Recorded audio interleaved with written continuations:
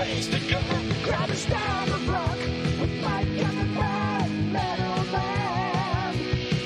Grab a stack of rock and hold on tight as hard as you can.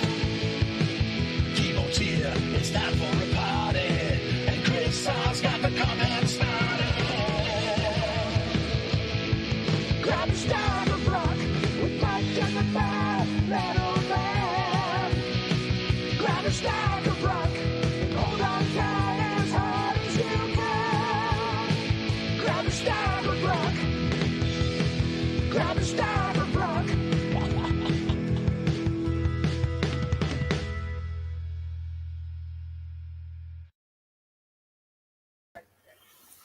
Welcome. I bid you. The Metal Roger shirt. There it is. You can get those at tpublic.com. Check Grab a Stack of Rock on tpublic.com if you want your own Metal Roger shirt. We're still waiting for Metal Roger himself. What are we going to do with him? He sent me a message about 5 minutes ago that said he's coming. So, John, All right. while we're waiting, I may as well do this unboxing that I've been planning. Yes. As you know, a couple weeks ago, I did a show about the new Arkells album, and I was very excited about that. So I went on a bit of a spending spree, and I bought some vinyl. Ooh. For this Okay. band, I have all of their albums, but there's also EPs and singles and deluxe editions on vinyl that I am still hunting for. So I decided to pick one off the list here. Let's have a quick look at that. As I clumsily cut through it with my Swiss Army knife, horrifying vinyl fans everywhere. This is a 10-inch EP. The big 10-inch record of your. There you go. favorite- Right. Arkells, Joel Plaskett, and Zaki Ibrahim. I don't know him. I know Joel Plaskett. And they cover songs by these artists. So that is the catch. So there's one Arkells track on here that I do not have and have never heard. And of course, I will hear the other two tracks as well. But All right. there it is. Polaris Music Prize Cover Sessions #2 is the name of this album. There are obviously more series of these with different covers. Okay, Roger is here. Cool. Let's bring him on. Maybe you want to show him that shirt. Oh, yes. Metal Roger, welcome to the stage. There he is. You want to hear what I did? I forgot. Oh my good God, it's upside down. That's worse than me not pressing enter. Good morning, Ashley. And what's up with Ralph at the Rock Shop? Us handsome bastards. Aw, thanks. I've been growing my beard for like a year and a half. I thought you were gonna shave it once the Maple Leafs lost. I figured that happens every fucking year, so exactly. There's your first F-bomb for the night. Yeah, and that's fine. I don't mind. I try not to. I pay the courtesy of trying not to F-bomb when I'm on Rock Daydream Nation or when I'm on Grant's Rock Warehouse or my music corner. But on my show, anything goes. Ralph is advising Roger to shave that thing right off. No. I don't know. My wife? It may be. Anyway, well, if you want to hear a funny story about last night. Oh boy, this could get interesting. No. No. It's nothing about me and my wife. Okay, full disclosure. I'm an idiot, and when I first accepted this, I messaged Mike. I'm like, "Oh shit, I have a concert that night." Yeah, he did. It was last night, and some random dude kissed me. All righty then. Well, all right. So anyway, on with the show. Roger brought this topic up. He said, and he gave me a whole list of topics, and I think they might have been rejects from my music corner. I'm not sure. No. But he gave me a whole list of topics, and the one that jumped out at me was top 5 albums after a long break. So maybe the band broke up, or maybe they just took a whole bunch of time to make it. What was that? Me laughing at the comment. Oh gosh. Oh Jesus. Scared me. This show has gone off the rails, and I had nothing to do with I thought this was an intriguing subject, and I think that with that in mind, let's get the show on the road. Let's do our top 5 Mr. Klauser is Okay. first in line here. Okay. So why don't you go first? Now, I just laid down some very loose ground rules, which, as I said, it should be at least 5 years, but all of mine are well over 5. Oh yeah, yeah. I think mine's the same way. There's a few that have some double digits going on here. So the first one I'm going to talk about, I actually wound up having about 10. So a lot of them though are pretty high profile, and I'm like, nah, I don't want to talk about a high profile band. So the first one I'm going to talk about is this little known band out of the tri-state area, out of New York and Jersey, and they had the chance to release an album on Epic and CBS Records back in August of 1991. The band consists of Jack Moorer on guitar, Kevin Toshuan, I think is how he pronounces his last name, on bass, Tom DeFaria on drums, and this guy named Steve Augeri on vocals. Ha! I'm talking about Tall Stories. And that was their first album that they came out with. It was kind of a one and done for a little while, at least we thought. It was 1991, so of course the climate was probably not the right time for something like AOR, melodic hard rock, AOR type of stuff. However, after Augeri kind of walks away from Journey, or dismissed from Journey, depending on what you listen to, I guess, the guys got back together again. And this was released, I believe, in 2009, called Skyscraper. This is the only other album the band has done. This is on Frontiers Records, and this is a really good album. This is a little heavier than the debut. I think it's a very strong album. Tomorrow is the song that leads off. Very driving track. Pictures of Summer is a nice kind of like acoustic ballady, but it drives toward the end of the song. You Shall Be Free is another acoustic ballad. Stay is a great song. River Rise. This is just a great album. I love both. I love this band so much. The reason I even heard about them in the first place was I was supposed to go. I had this impression that I was going to go see Mr. Big up in Baltimore at a place called Hammerjacks. And yeah, dummy me didn't know that you had to buy tickets ahead of time, thinking Hammerjacks is just some kind of a bar. You pay like a cover fee to get in, and hopefully you get in, right? Yeah, no, that's not exactly how that works. But then again, 1992 me was not that bright on all these kind of things. It's pre-internet, so how was I supposed to know, right? Anyway, I would probably agree with that, Ashley, because I did see David Lee Roth on that Skyscraper tour. But anyway, Tall Stories was opening up that show. So on the way up, I picked this up and listened to it. Fell in love with it. The self-title is probably one of my top 15 albums of all time. I love this album that much. And like I said, Skyscraper is no different. So there you go. There's my long entry in the beginning. We're off to a great start. 2 follow-up questions. Just do the math for me real quick. What's the year gap between those 2 records? So 1991. Okay. Let's see. 2009. So 18 years. About 18 years. Cool. And follow-up question: does the second album have the exact same lineup, or was there a change? Or it was, with the exception of the drummer. The drummer was there for like the demo tracks and was very much behind the scenes. But there's a couple of other drummers that play a couple different tracks, like Bobby Rodinelli plays on a track or 2 and stuff like that. So there's you have a couple of different people there, but yeah, he was very much involved with the conception of the songs and the music. And we'll just give a quick shout out: Bobby Rondinelli, Anno Domine, the Black Sabbath box set, Tony Martin years. He plays on Cross Purposes and does a bang up job.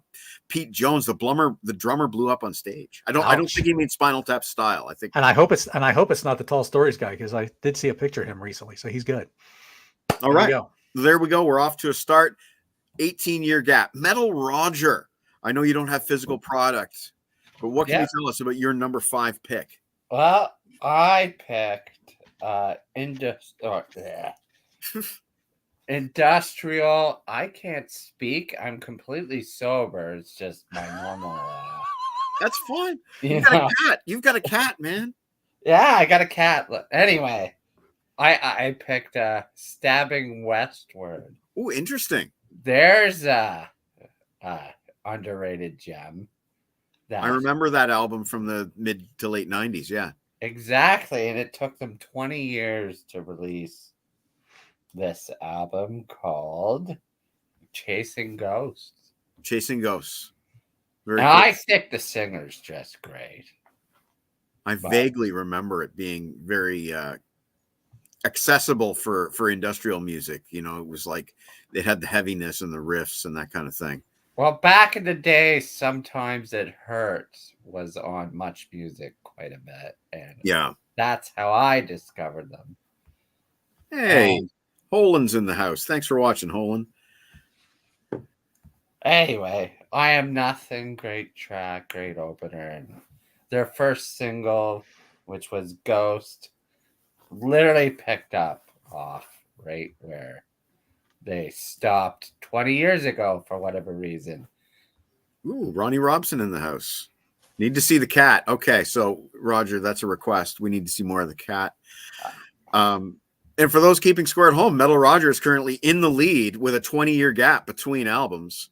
So that's pretty impressive. We're off to a start that's going to be tough to beat. There is the cat's backside for Ronnie Robson. Thank you, Ronnie. Hollywood Monsters, brilliant album that Ronnie plays on. Okay, so guys, I decided to be a bit of a cheat, and I decided to be a bit of a Harrison in honor of my my comrade, my co-captain.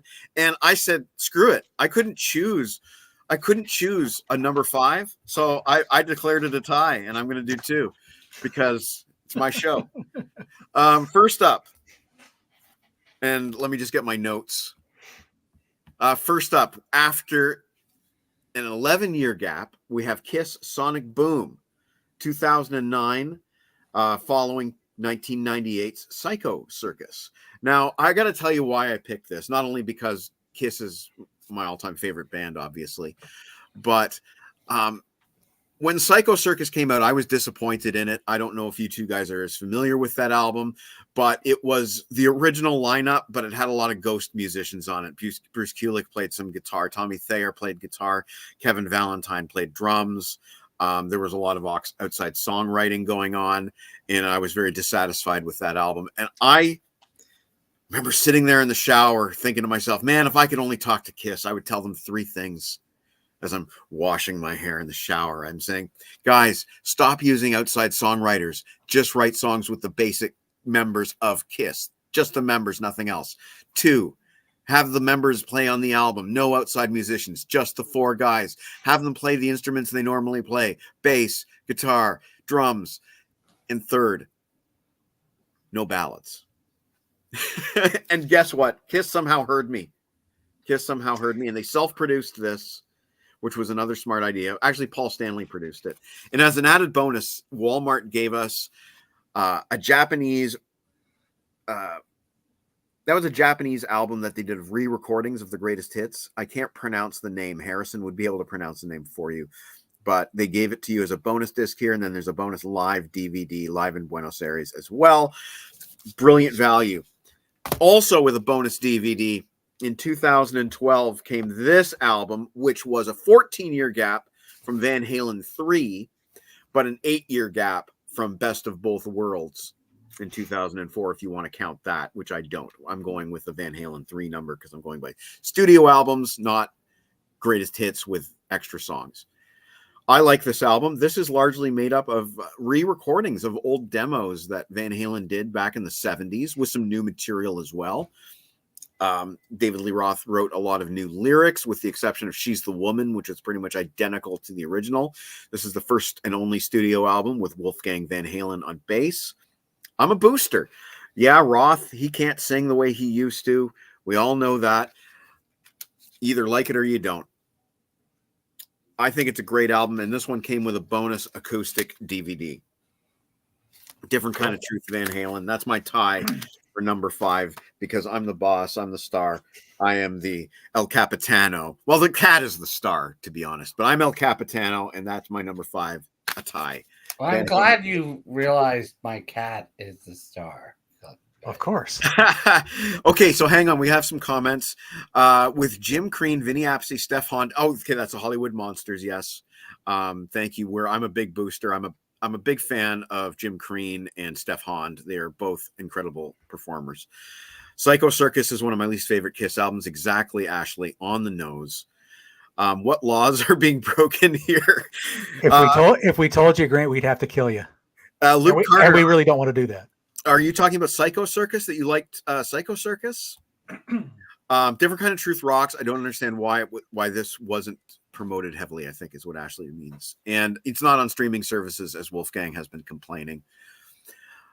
I'd pick Falling Off the Sky by the DBs. It came out in 2012 after a 25-year break, and it's every bit as good as the original 4-album run. I respect you picking 2 like Harrison in honor of my comrade, my co-captain Harrison. Okay, round 2, Johnny Clouser. Okay. What do you got? All right. So this next band, this one just came to me earlier today. So I'm like, wow, okay. Got to talk about these guys. So early 90s, we have this gentleman named Christopher Taylor, and he puts together a little band in San Antonio, Texas called Love Coma. Okay. Now, very little known band. They were on small. Can you hold it up one more time? There we go. They were on small labels. This was the debut album called Soul Rash. This has a track on it called Hearts Wide Open, which is probably in my top 20 songs of all time. I just absolutely love how it grooves and everything. The guitar player on this is a guy named Matt Slocum, who would go on to play in this little band called Sixpence None the Richer. This was their first album. This was 1992. They would follow up with a couple of lineup changes. 1995 with this album, which is called Language of Fools. You get Chris Taylor doing the Peter Gabriel look here with the mask.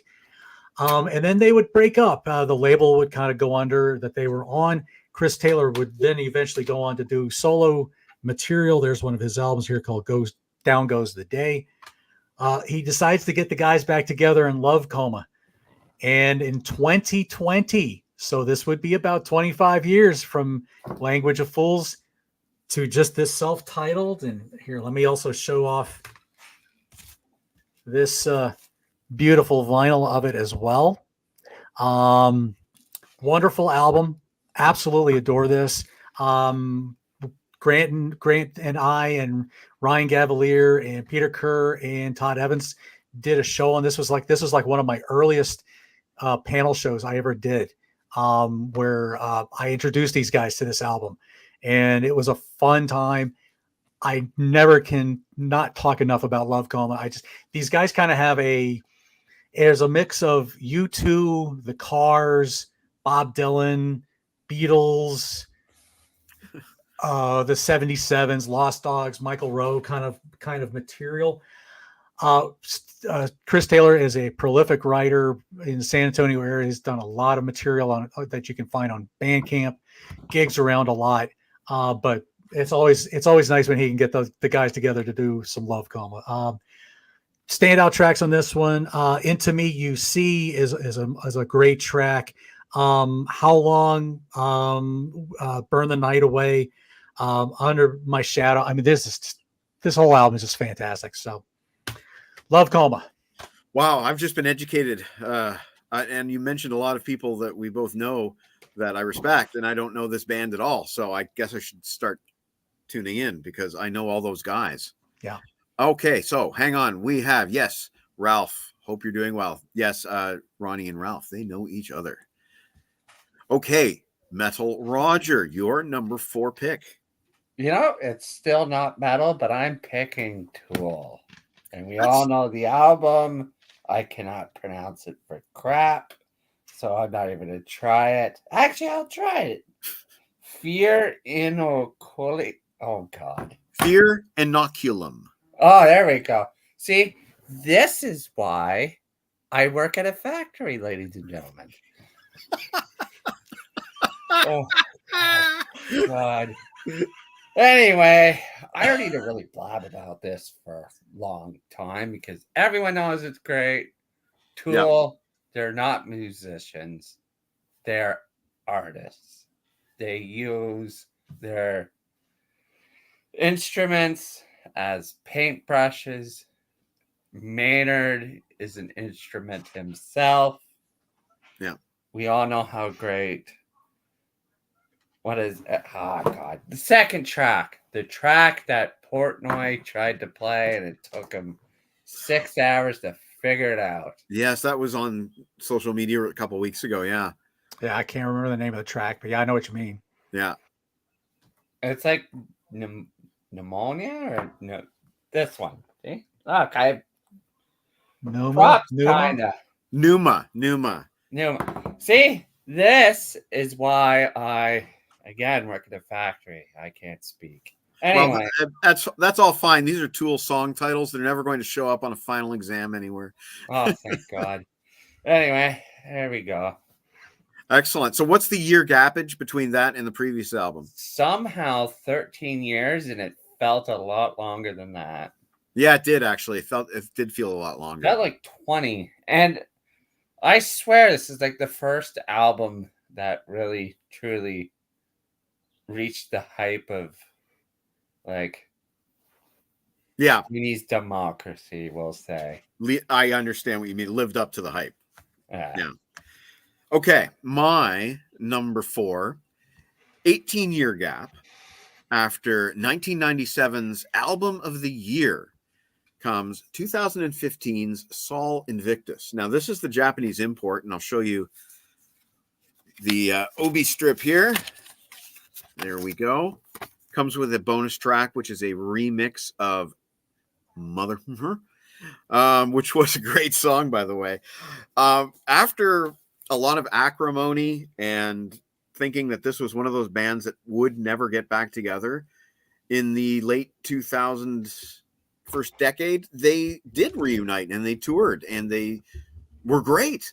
And they reunited with the same lineup that was on the prior album of the year, which featured, oh goodness gracious, I'm having a brain fart, on guitar.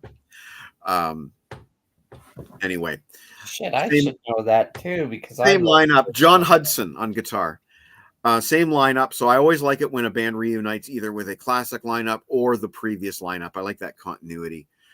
Some really amazing songs on here, but what really surprised me was how low key it is. Like in 1995, Faith No More did King for a Day, Fool for a Lifetime, and it was a banging album all the way through. They really dropped a lot of the keyboards. Roddy Bottum was playing guitar instead of keyboard on a lot of stuff. I have Holland's Support on this pick, but this is really low key, and Mike Patton is using the lower register of his voice a lot more. He's not doing a lot of the same kind of classic singing that he did on The Real Thing, you know. But there's some great songs on here, including Sunny Side Up, one of my favorites. Cone of Shame is great with a lot of great screaming. Matador, great song. But I got to go with Mother Effer with Roddy Bottum doing the verses. It's just a great song, and the chorus is fabulous. Faith No More arguably were one of those bands that maybe should never have gotten back together. You know, if they couldn't live up to the legacy, if they couldn't live up to what they had done before, you shouldn't get back together. Well, they somehow did by kind of sidestepping the legacy and doing something completely different. You know, this isn't like any other Faith No More album, and it's yet brilliant like any Faith No More album. There's a lot of their records that I would give a 5 out of 5 star rating. I would do that for King for a Day, Angel Dust, Real Thing, and Introduce Yourself. This is close. This is about a 4.5 out of 5 star album. So that's my number 4, Faith No More, Sol Invictus. And again, that is a 18-year gap. And I didn't pick that because I knew you would, and you are able to pronounce the album title. Now, I am curious how you knew I was going to pick that. Because I knew you're a Faith No More fan. And, well, yeah. There you go. I appreciate that you knew that about me and that you gave me that I pay honor well, of well, I that's am it. loudmouth, but I pay attention. There you go. There you It's go. it. It's it. Okay, well, Johnny Metal, this is number 3 now. Are you Number going to 3. throw another band All at right. me? I don't know. Yeah, well, I might. Now my year difference with this one is not going to be quite as much as the the other two, but there's still a sizable gap, and I do very much enjoy this album. So this band started in the mid '90s, early to mid '90s. A Norwegian Christian progressive death metal band. I'm talking about a band called Extol. This is their debut here called Burial. This came out in this actually came out in 1999, so a little later than I thought. This would be their second album here. Let's see, called Undeceived, which is a dark and brooding and brutally heavy, just intricate album of amazing riffs and stuff. Just solid album, very dark vocally. They would eventually come out more thrashy with this album here called Synergy. This was 2003. Then after a couple of lineup changes in 2005, they come out with this album called The Blueprint Dives. Very melodic, proggy, a little more clean vocal instead of the harsh, dark Cookie Monster vocal. But there was just so much other stuff going on here. I don't even know if I could pronounce some of or even think of some of the influence. But this, they landed on tours with Mastodon and Opeth and a couple of other bands, so they got noticed pretty well. And then they just kind of disappeared. A couple of the members started doing some other band projects, and they just kind of faded off into obscurity. And then all of a sudden, in 2012, they come out with this documentary called Extol of Light and Shade. And so this is just it's a documentary on the band, basically from their beginning. And it leads up to 2013's release of this. This is their self-titled album, just simply called Extol. This album essentially combines a lot of the different influences. Very cool, Ronnie. I haven't watched it in a while myself. Yes, it's a very cool documentary. I very much enjoy it. This album combines a lot of the different styles that they kind of got into. There's a lot of harsh vocals. There's a lot of that heavy stuff that was on the Undeceived, but then there's a lot of melodic stuff. There's a lot of thrashy stuff. All in all, a wonderful band. They were supposed to come down here and play. They reunited. They were going to play at Furnace Fest, which is a big kind of hardcore festival. And like 2 or 3 days before the fest came, they announced that unfortunately they weren't able to work out their visas and they had to pull out of the gig. So did not get to see him because I was going to that and I did not get to see him. And I was really sad about that, as were a lot of people. But anyway, got to see them in 2006 and just or 2005, actually, great show. So glad I got to at least see them once. Been a favorite band of mine. It was wonderful spinning this album again. It's been a while since I've listened to it. So that's only about an 8-year difference. So not as big a difference as Love Coma, but still a sizable difference. But it's an album that I absolutely adore. Okay, so in sum, we have an 8-year gap, multiple genres of metal being explored, and a few lineup changes. Yes, I'll tell you what. David Husnick, the drummer. I think in a review for Blueprint Dives, they were like, they're putting him in like Portnoy and Peart territory. if that says anything. And I'm sure he's probably in the drummer of Tool's territory too, because he's a beast. He's an absolute beast on drums. So I would highly recommend that. I'm just going to address some comments here. So I am honored to be watched after Ryan Roxy from Alice Cooper's band. Shanti's a good friend. Christmas tree. Excellent. Rainbow had a bit of a disappointment there, Ashley. I agree, which is why it's, spoiler alert, not on my list. Hello, Nathan. Thank you for tuning in tonight. And Ronnie, thank you as well. That's really cool that you saw that documentary. And Ashley, yes, 13. Again, I was going to bring up my big box set version of Black Sabbath 13, which I have. Spoiler alert, didn't make my list. Metal Roger, you're number 3. And my first metal pick is the mighty Halloween. Nice. You mean Halloween? Yep. I will take any time to mention how much I love them. And is there any they have like the craziest situation. And I said to Mike, I would ask a question, and he's gonna be mad, but I don't care. I'm kidding. Ask your question. Anyway, is there any band with the original singer and then the man that replaced him on the same album? Yes. In a sense, this lineup isn't together anymore. As far as I know, I don't know what they're doing for their next album, their final album. It's Savatage. Their lead singer, John Oliva, left the band after Streets of Rock Opera. He personally handpicked his own replacement, a guy by the name of Zach Stevens, trained him, wrote the songs, wrote the lyrics, produced the album or co-produced the album, and then later on actually returned to the band in a dual vocalist format, with Zach Stevens handling some of the lead vocals and John Oliva handling the heavier material. So there is a good example there. Okay, so yes, Christmas Tree, John, your actual there you go. Alice Cooper and Kiss. That's a good thing to be introduced to. Gotta love the Ween. Not a big fan of covers albums, but Halloween's Metal Jukebox is great. And there we go. Okay, so sorry, I think we interrupted you as you were talking. Oh, I was just gonna say that like the way they developed the band is perfect. They switch verses, like they not switch, share verses. Seeing it live's like incredible. But so what are the 2 albums and what's the gappage?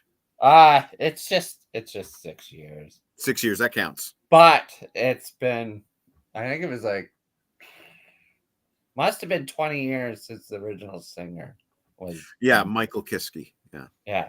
And like, I just like mentioning Kai is probably the most underrated guitarist there is. He is extremely underrated.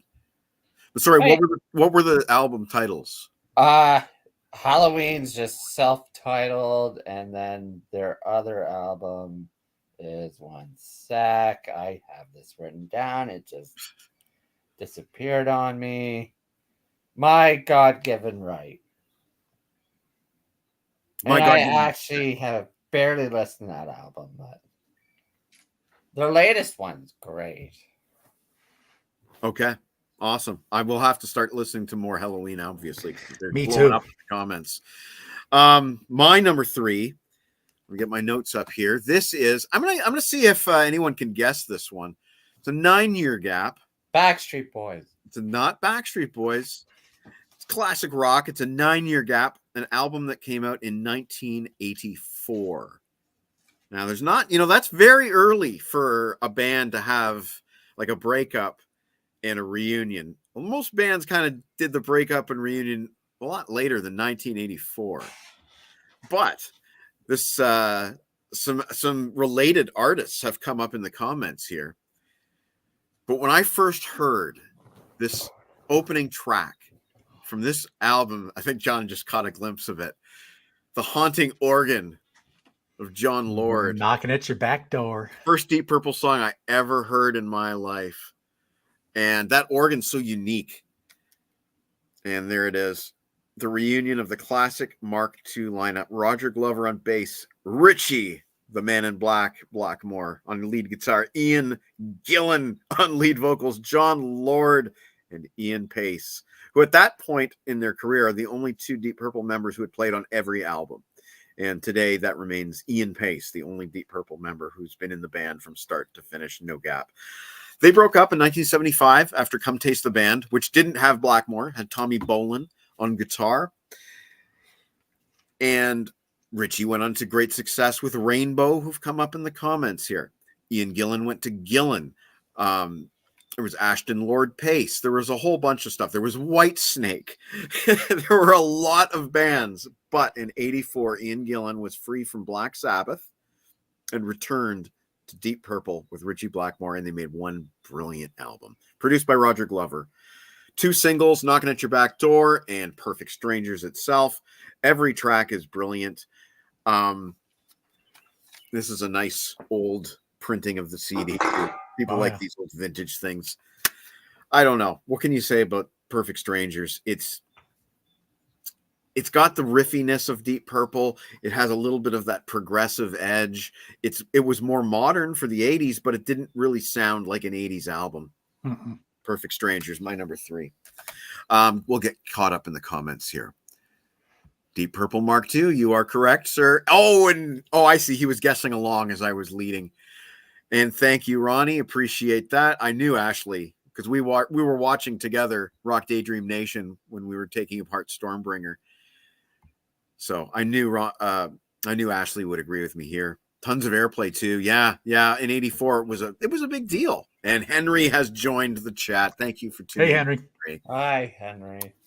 Okay, we're into the top 2. Johnny Clouser, Okay. number 2. All right. This is so this band has only really released maybe 4 proper studio albums since 1983. So there's a lot of gap in between for this band. So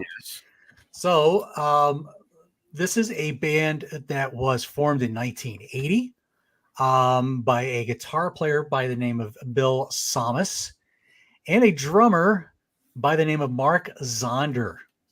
You might know him. I recognize that name. You might know him. He would go on to be in Fate's Warning for a number of albums, about 6 albums, I think. But anyway, this album was one of the very first releases on Metal Blade Records as a 6-song EP. I wish I had an original Metal Blade version of it, but I do not.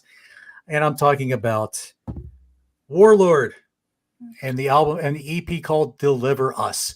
Now, this was a 1983 release. Originally had 6 songs. Some versions have 7. They would eventually come out with what's called a kind of a live concert thing here. And the Cans of Destruction have begun. So this is kind of there was even a videotape of this that you could get, which is just a performance in like an empty rehearsal space. Never got to gig. Band would break up. Mark would kind of go off and join other bands. He would get into Fate's Warning. Bill Samus went off to Florida, and he eventually became a professor at Trinity College. But he would do these little acoustic things, kind of hard rock, but with a lot of programming called Lordian Guard. And well, Ashley, I'm going to keep on going here because I'm going to give you all the information here. So 2002. So this is 21 years since Deliver Us. They would come out with, that's not the right one. They come out with this album, Rising Out of the Ashes. And Love so that what logo, that W logo is yes, this W logo is amazing. I absolutely adore it.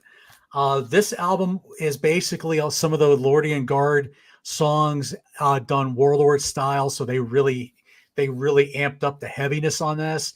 Joachim Kams of Hammerfall is on vocals for this album because Hammerfall was a huge Warlord fan. They do on their first album, they covered the Warlord song Child of the Damned off the Deliver Us album, which is an amazing track. They would play Wacken. First time they actually played shows. So then they go dormant again. until 2013. So we have what? That's another 11 years. Yes. And now they come out with this album called The Holy Empire. Again, this is a lot of songs that Bill had written and was just basically trying to wrap up and finish up. Basically, these guys are kind of like epic metal, would be the best way I can describe them. A lot of new album influences, but they sound like their own kind of thing. Big in Europe, especially Greece. This is a wonderful, wonderful album. I absolutely adored it when it came out. They would go on to play some European shows like Keep It True. They played a lot in Greece. They were huge in Greece. And then after about 2014, 2015, Bill he had a lot of health issues, which unfortunately in 2021, we lost Bill Samas. But thanks to Giles Lavery and Mark Zonder, they were basically procured the vault, and they were able to piece together some stuff that Bill had written, and just recently came out with this album here called Free Spirit Soar. And so this was 2014. So another 11 years. So I kind of, if you thought your Thai thing was breaking the rules, this band breaks all the rules because there's a long gap between every album. Wonderful album. Absolutely adore this new album. I've been trying to listen to it as much as I can. Absolute banger of an album, banger of a band. And I just love. They were one of the bands from those early Metal Blade days that I just clung to and really enjoyed. And so, yeah, here it is, 40 years later, and I'm still listening to Warlord and Deliver Us and stuff like that. So wonderful. So, in sum, Mark Zonder, lots of gaps between records, so basically too many to worry about, and a really damn kick-ass logo and some ass kicking. Yes, cool. Yes. Okay, so again, you're introducing me to music that I'm going to need to be checking out. Metal Roger, your number 2 pick. Well, seeing as you did something to honor Harrison, so will I. It wouldn't be a show without Harrison mentioning Blaze Bayley at least 20 times. So I'm choosing the band that I mention every freaking show I'm on, Metallica. We all knew this was coming. We did talk about this. Yes, we did talk. Technically, it's a 5-year gap, but Saint Anger isn't an album. So it's an 11-year gap. Yep, I just said that. That's a Lulu of a comment if I ever heard one. Klauser, don't encourage him. Klauser's going to get a timeout for if he encourages Roger again. Hey. At least Lulu had real drumming in it, not something that sounded like I'm going to bash some pots and pans. But there is a reason why I want to talk about this. Death Magnetic, I believe, is their most forgotten album because it's sandwiched in between that piece of crap Saint Anger and that art piece that some people think is music, Lulu. Yes. Yeah. So it's never talked about. I wish I thought of this. I kind of had an inkling you were going to pick Death Magnetic from our talk earlier this week. And if I'd known that, I would have brought I have the coffin box of Death Magnetic. So next time I'll have to show that off when I'm at home. Hey, yeah, I kind of want that. It's cool. It's got the bonus CD of demo versions of all the songs on Death Magnetic. Huh. Yeah. But I am a big fan of Robert, as you can tell. No, can't tell at all. No. I think he's the best musician in the band. That might be crazy. I think he's one of the most likable. He seems the most down to earth. And, for all its flaws, Saint Anger did come with that movie that I find still very interesting and entertaining to watch, as much of a train wreck as it is. But one of the things you get out of that movie is how humble Robert is. Like that part where they say, No, screw it. We're making him a full 1/4 voting member of Metallica, and we'd like to give you $1 million for signing your contract. And you just see his face, and it's like, really? $1 million, and it just makes you like the guy. It makes you like Robert. He's like somebody you'd want to just hang out with. I Definitely. agree. Yeah, good pick, Roger. Yeah. So Thank you. for those who missed it with all the jibber jabber, that was Death Magnetic by Metallica. My And number two. I would just like to say it completely erases pretty much Saint Anger. It does. Everyone whines about, I would thrash you, Metallica. It kind of is what they're asking for. Yeah. I think it's and then think like of the voice you did. That was funny. and then think of the time between Death Magnetic and Hardwired. Yeah, there's another big gap there too. But they toured and toured and Oh, toured. they toured. Anyways, my number two. There's a 15-year gap, 2018 to 2003. Or you could go with a 13-year gap, depending on what you count as a studio album. I'm talking about a little band that today has 2 Canadian members out of the 7 in this band. Any guesses? 2 Canadian members, lead singer and brand new bass player, both Canadian. Brothers. Any guesses? Metal Roger? No? I'm talking about Styx. Lead vocalist Lawrence Gowan and his brother, now Terry Gowan, is in the band. Should I call my wife down? Because my wife loves Styx. No. No. This is a brilliant album. We love you, Liz. Yes, we do, but I want to get the show moving. This is a brilliant album. It's a concept album about a mission to Mars. It's called The Mission. And I have the version with the bonus DVD, which is the 5.1 mix of the album, which I've only played once, unfortunately. But I am a big Styx fan, as viewers here know. I love The Mission. I also love Crash of the Crown. In fact, I prefer Crash of the Crown to The Mission, but there wasn't a huge gap between those 2 records. There was between The Mission and Cyclorama, which came out in 2003. Or if you want to include the covers album Big Bang Theory, that came out in 2005. I don't have Big Bang Theory. And I also don't have Cyclorama. I don't like either of those 2 records very much, but I love this. This is so good. It's largely Tommy Shaw driving the ship at this point. Lawrence Gowan has a few writing credits as well. Ricky Phillips was the bass player. We also have the original bass player himself. Chuck Panozzo. Chuck Panozzo. Yeah, on bass on a couple of tracks. He always does like a token appearance on 1 or 2 tracks. And of course, original founding member James J.Y. Young on guitar and vocals. He sings lead vocals on a particularly memorable song called Welcome to the Big Show, which is about the launch. The Big Show is the launch. What else do I want to say about this album? New member of the band. They added a 7th member in Will Evankovich, who is still in Styx today. He was kind of a buddy of Tommy's, and he adds guitar and vocals. So Styx is a 7-piece band now. They were originally a 5-piece when they started out in Chicago. Styx is special to me because Kilroy Was Here was my first rock album that I ever owned in my life. And I kind of dropped out of liking Styx for a long time, kind of rediscovered them in the early 2000s when they did a double best of called Come Sail Away. Gowan joined the band, which caught my attention, being Canadian myself, and the rest is history. I'm now an official Styx diehard, and this is an absolutely brilliant album after a tremendously long gap.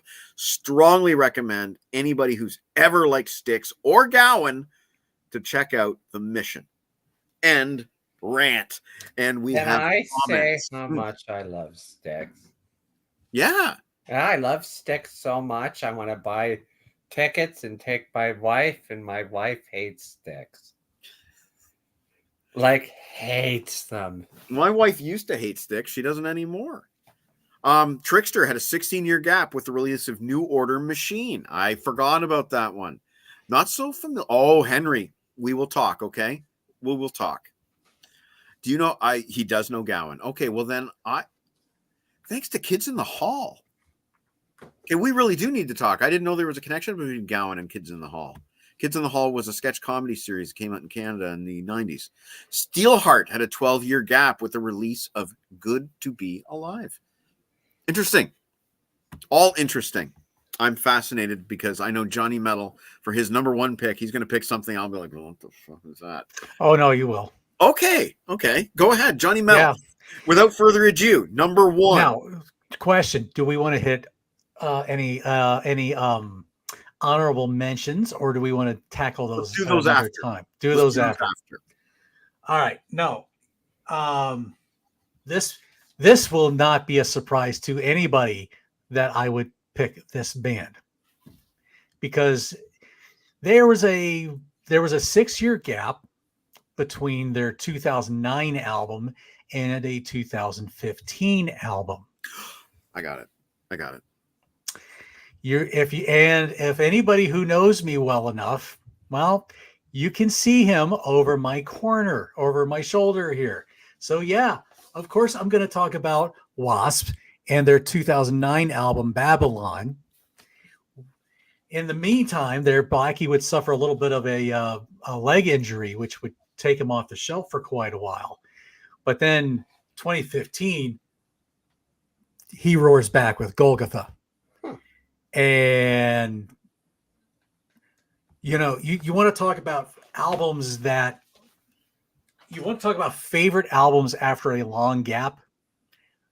Golgotha would definitely be at the top of my list because I played that to death. And I still get shivers up my spine when I listen to the Golgotha album and the Golgotha title song and other songs on that album. So, I don't need to speak any more about those albums. Y'all want to, if you want to hear more about me and Wasp, just watch my Wasp Wednesday. Thank you, Steve Deluxe. I appreciate that. Everybody knows I'm a big Wasp fan. So Yes. that's, I don't need to talk any more about that. And so there you go. So Henry, back to Gowan. He thought Strange Animal played on one of the Kids in the Hall episodes. It may have. Excuse me. I don't know. But that's really cool that, I mean, I don't know how much impact Kids in the Hall had in the United States. So that's cool that you know all this. And of course, yes, thanks Steve Deluxe for watching. And Ashley, Spotify library is growing by the second. I hope you like my final pick when we get to it. But before we get to it, is Metal Roger with his number one pick. I'm kind of disappointed in myself that I didn't think of Wasp myself, because I am a big Wasp fan. But then we double up, and it's better that we get two unique picks, so there's more for people to listen to. Exactly, like Alice in Chains. Oh, yeah. But that's not his pick, though, right? That is my pick. Oh, yeah. okay. What devil? The devil put dinosaurs here. Is that your pick? No, No. Black gives way. Oh, yes. That's a great title track. Oh my God, gives me chills, man. Yeah, that title track. That don't even get me started on that. I kind of almost cried the first time I heard that. Elton John plays on this album too. Does he? Yeah, if I'm not mistaken, Elton John plays on the album Black Gives Way to Blue. Oh wait, he doesn't he do the piano version? Yeah, I have the downloaded bonus tracks from iTunes, so you might be right. Yeah. All right. I like William Duvall as a lead singer too. And he brings in rhythm guitar as an additional element to Alice in Chains. I really respect what they've done with William on lead vocals. Big time. And that brings up my next point, guitars. Like that Check My Brain riff. Oh, that must. I can't talk because of how good that riff is. That's like one of my favorite riffs of all time. I think I listened to that song for like months straight, probably about 5 times a day. Like that riff was so it's bad. so good. It's so good. And Last of My Kind, it helped Skinny Roger get some personal records lifting. Now I'm Thick Roger, I guess. Thick Roger. That's what the ladies call him. All right, The excellent. imagery today, folks. The imagery. And he's not talking about my, Uh-huh. down there. He's talking about my intelligence. Well, folks, before we get to my number one pick, I have a little surprise for you tonight. Oh boy. All the way from the other side of the planet. The one, the only, the legendary Harrison Kopp. Evening all. What's going on, Harrison? God. Apologies about the lighting again. Quite all right, my friend. Well, I It, wish it Mike makes it would ominous, sit brother. that It makes it far. ominous. It gives it that black metal feel. Sorry, I didn't mean to interrupt your pick there, Mike. Oh no, that's perfect timing. It helps build the suspense. I don't know if you caught the gist of this, but at the beginning of the show, I decided to break the rules by doing a tie for my number 5 pick, and I dedicated that to you in honor of your rule breaking habits. And Harrison, yes, Henry is in the house. The lighting is indeed metal, like on an album cover. There we go.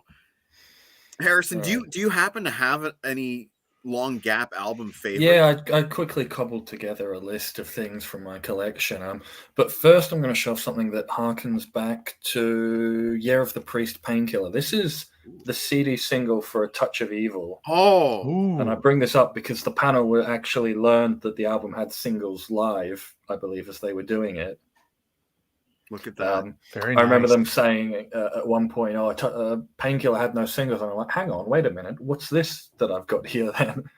All right. And I have the So- 12-inch single for the title track Painkiller. Yeah. So this has the single edit of A Touch of Evil, which you got on the video. Yeah, Somebody's that's right. taken an axe to bits of it. I remember that distinctly. Then you get the Hammer and the Anvil.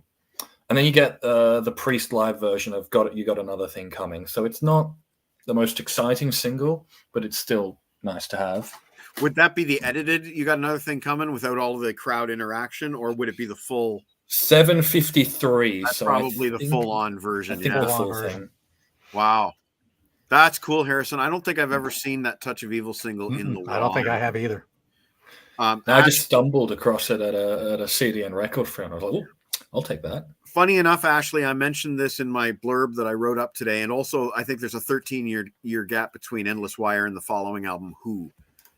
And Henry, funny, he was listening to Painkiller this afternoon after finishing the latest Year of the Priest episode. We'll plug Thank- that at the end of Thank this. you. Thank you, Henry. Hey, We'll I'm definitely going plug now. Year of the Priest at the end of this. All right, so I'll just quickly run through my list. Yeah. Bruce Dickinson, The Mandrake Project. Oh, brilliant. Yes. This is you're supposed to be able to see the 3D cover, but yeah, you No, it's can't not- really. You can't Doesn't really like- know. Yeah. But yeah, Pretty good pick. That's 19 years, right? Something like that, yeah. One of the Yeah. songs is that old, I too think. Mhm.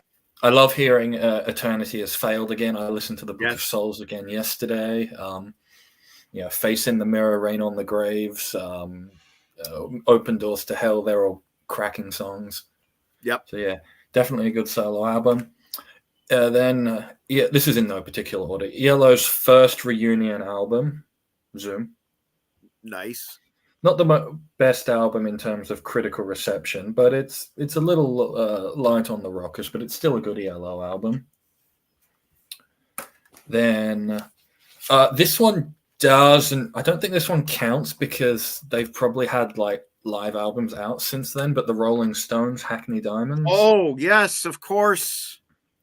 One of the things I really like about this album is that there's songs for every type of Rolling Stones fans, whether you're the fan of the blues, the fan of the rock, a bit of in between, slightly more funkier stuff. There's something for everyone on this album. It's a great album, and I'm glad we have it. I'm glad they put out one more album. And that's the This version is- we got with the live disc. That's Yeah, I didn't bite on the any of the original issues of the album because there was no bonus live material, and then this came along, and I'm just like, oh, exactly what I wanted. Agreed.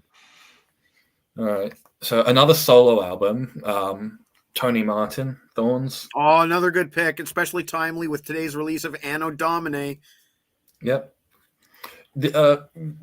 Two of my picks being solo albums make sense because solo artists would, especially ones like Tony Martin, who would like sing in a band, and then they, when they're there's a break, they do a solo album. So Right, like in Bruce Dickinson's case. picks. And so my last one is Celebration Day. Oh, that's live. Of course, Harrison's going to break the rules. Now that's nice. That is the 4-disc version, is it not? 3. Oh, I have. Yeah. Mine might be 4 discs. I think mine comes Yeah, with a there's- DVD and a Blu-ray. Yeah, mine's actually in a CD case, not a CD sized case, not a DVD sized case. Yeah, Mine I've is just got also as well. DVD and 2 CDs. So that'll just be my list real quick then. Excellent.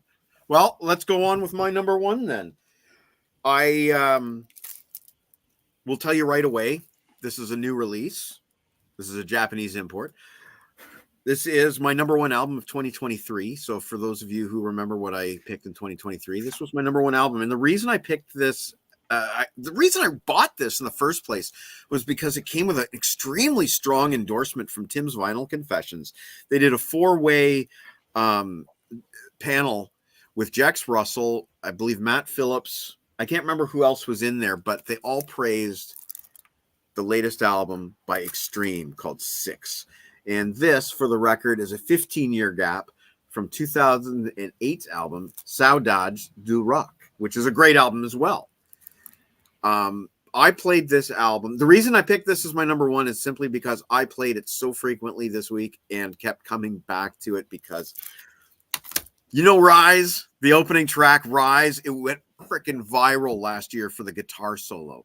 People were saying Nuno Betancourt's guitar solo is the best guitar solo in a decade. And it has this riff. It was really simple and it banged. And there's a great video of Nuno Betancourt playing that guitar solo live on a cruise ship, one of those rock cruises.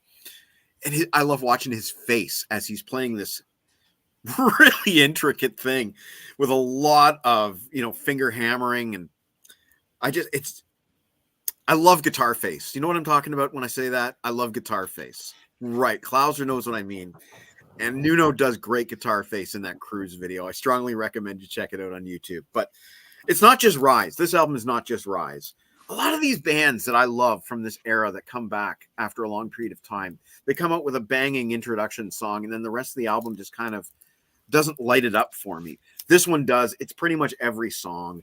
I would single out #Rebel, Banshee, Small Town Beautiful, The Mask, Thicker Than Blood, X Out, Beautiful Girls, and Here's to the Losers as standout tracks. The bonus...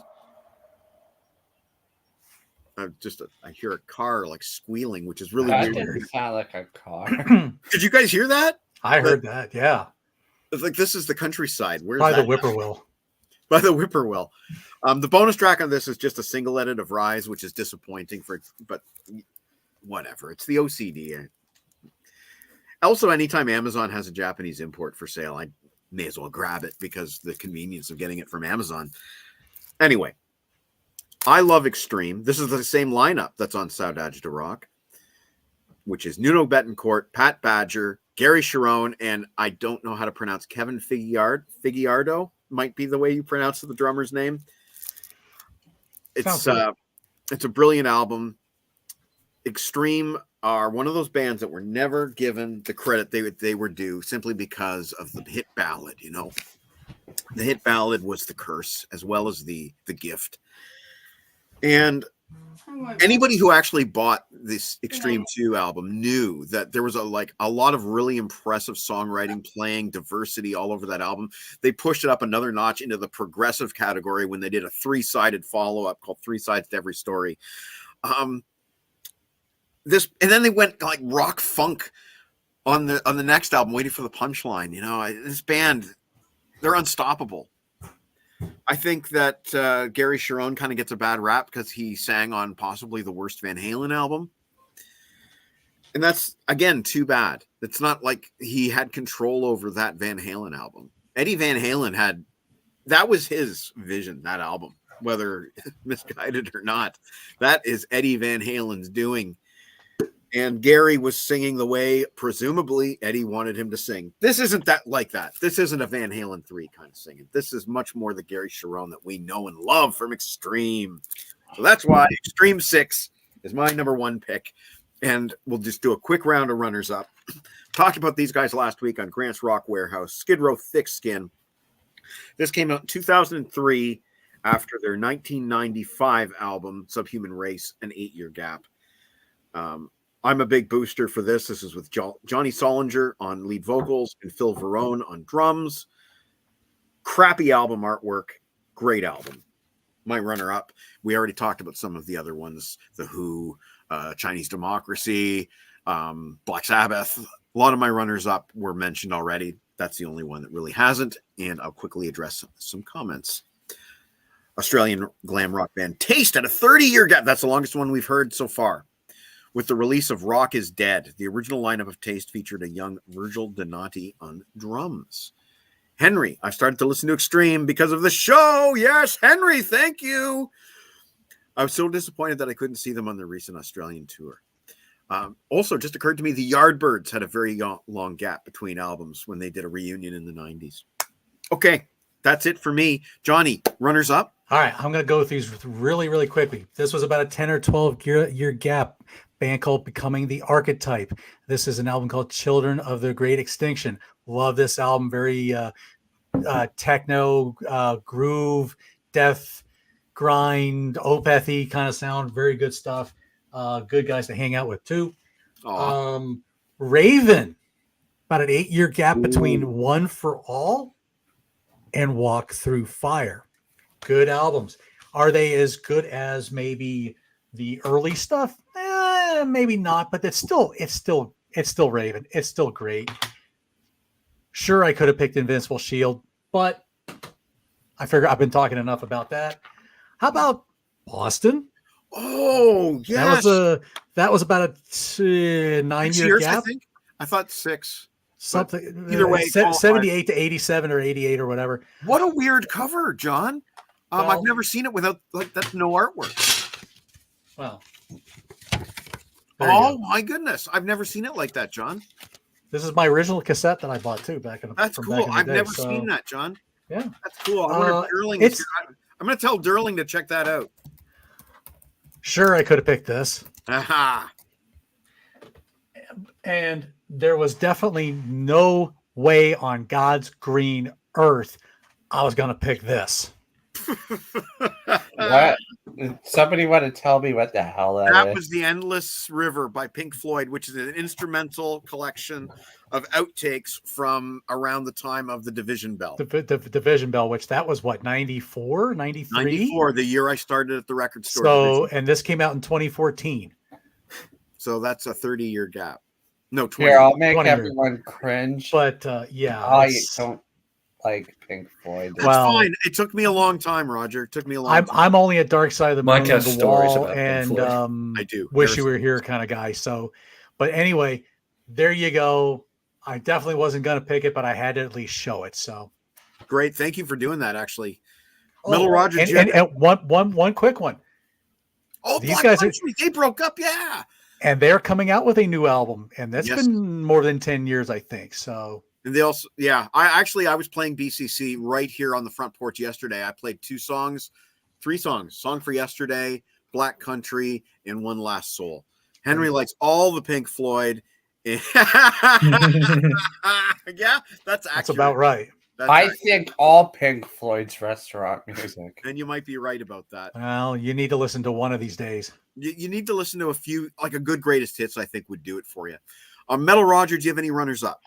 Yeah, I have one. At the Gates.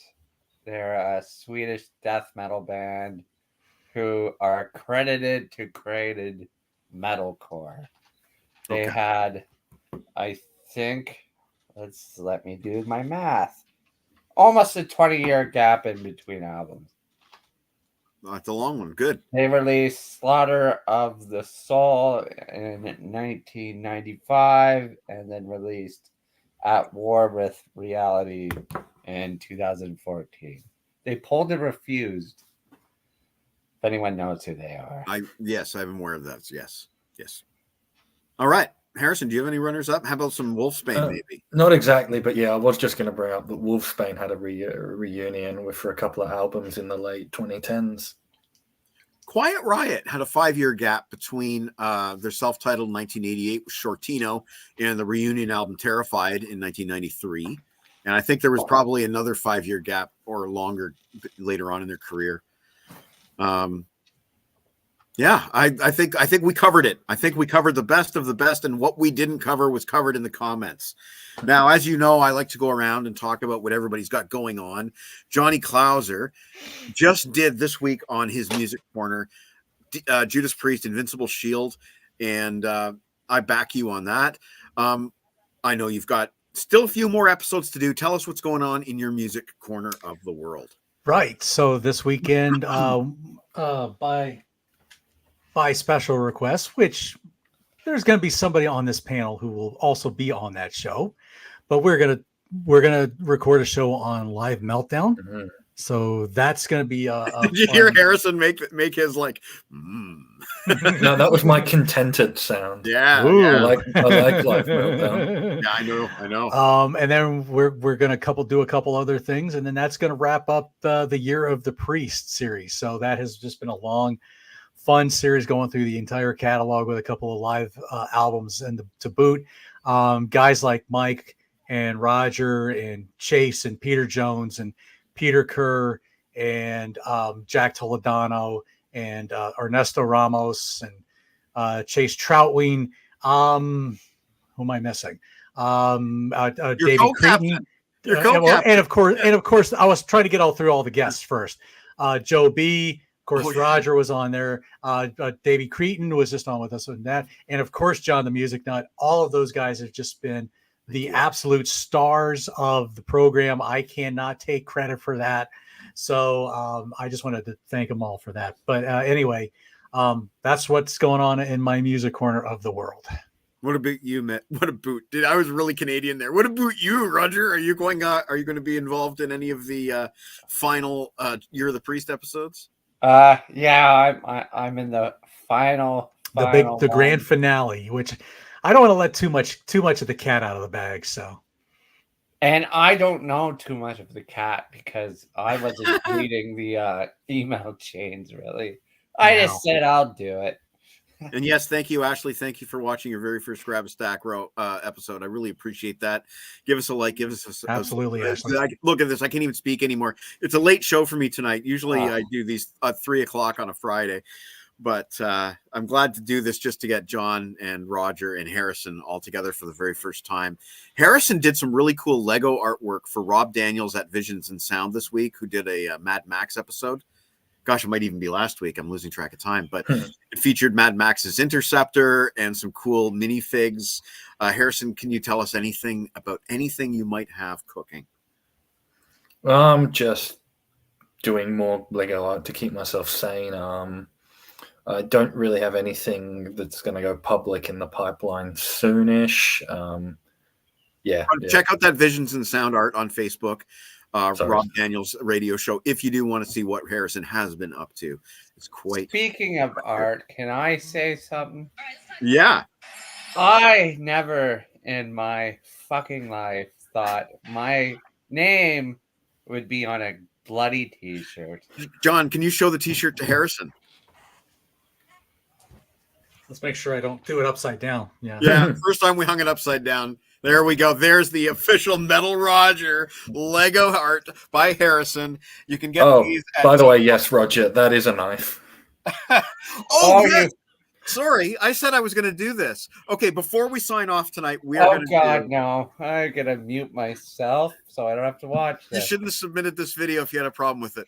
Before we sign off tonight, Metal Roger submitted a question. So for the first time in like 5 months, I'd like to present to you a little thing that we call Ask Harrison. Just a quick question, Harrison.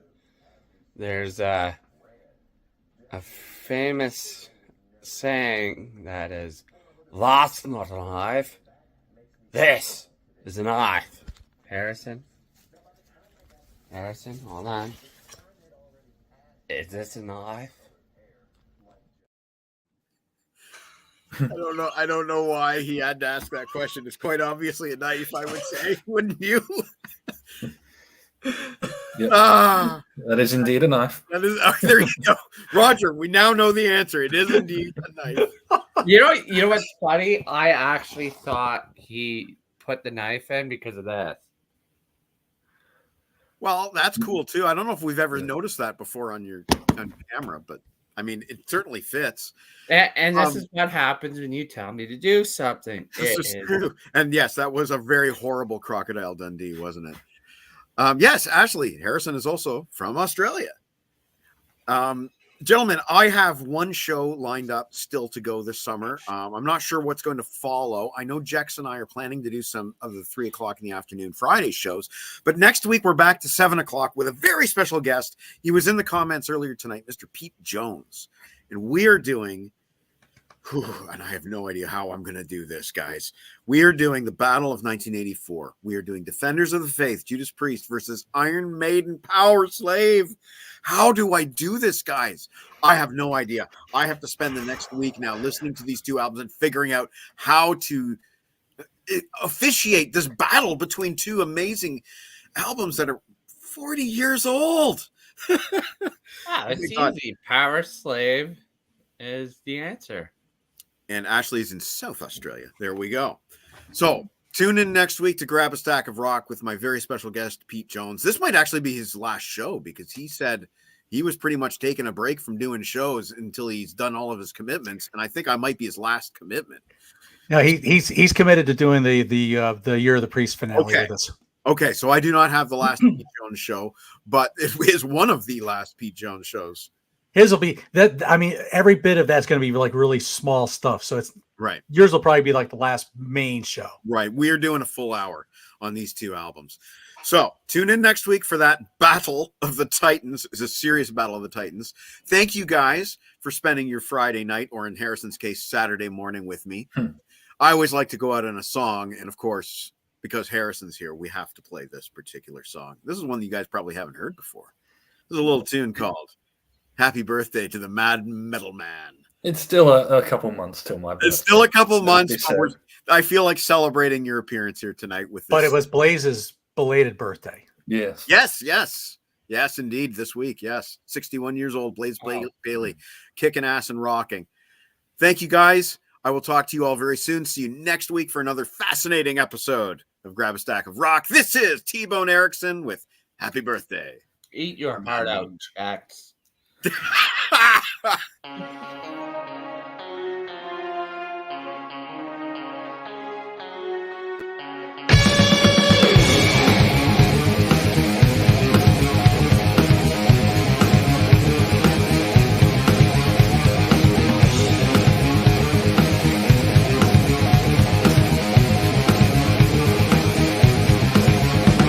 From a land down under comes a burning flame, like a crack of thunder when you hear his name. So contrary, borderline insane, you can't look away. This is how we say, happy birthday to the Mad Metal Man, to the Mad Metal Man. Heavy metal coursing through his veins, but he won't settle